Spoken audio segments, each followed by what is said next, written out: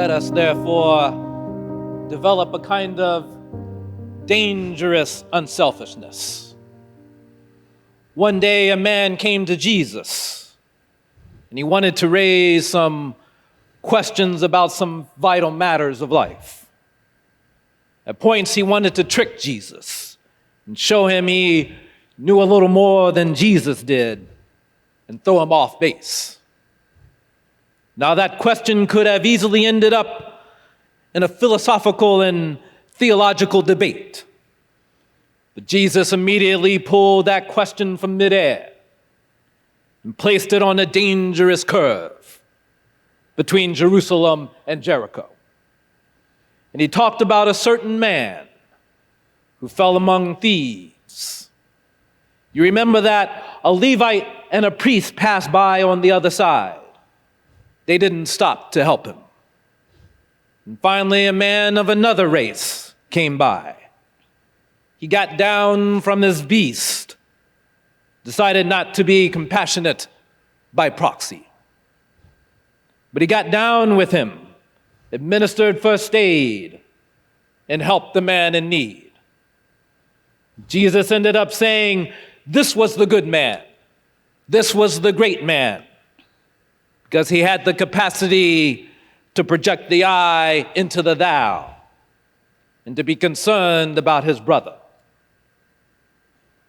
Now, you know, we use our imagination a great deal to try to determine why the priest and the Levite didn't stop. At times we say they were busy going to a church meeting, an ecclesiastical gathering, that they had to get on down to Jerusalem so they wouldn't be late for their meeting. At other times we would speculate that there was a religious law that one who was engaged in religious ceremonials was not to touch a human body 24 hours before the ceremony.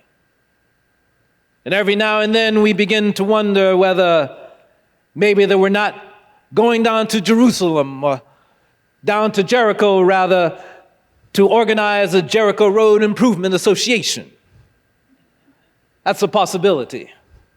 Maybe they felt it was better to deal with the problem from the causal root rather than to get bogged down with an individual effect. But I'm going to tell you what my imagination tells me. It's possible that those men were afraid. You see, the Jericho Road is a dangerous road. I remember when Mrs. King and I were first in Jerusalem.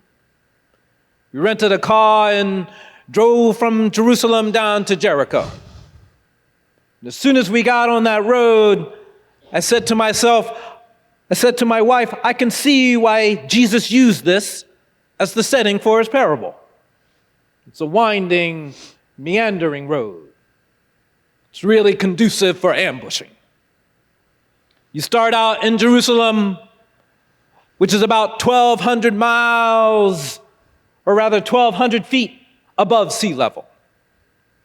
By the time you get down to Jericho, 15 or 20 minutes later, you're about 2,200 feet below sea level.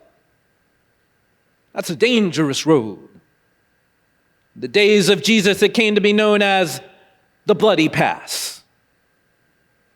You know, it's possible that the priest and the Levite looked over at that man on the ground and wondered if the robbers were still around.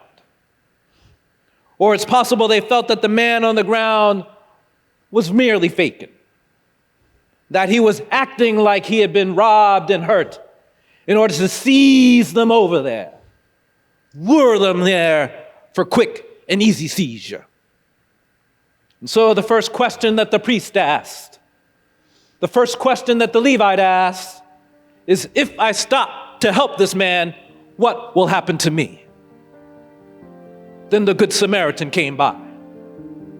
He reversed the question. If I do not stop to help this man, what will happen to him?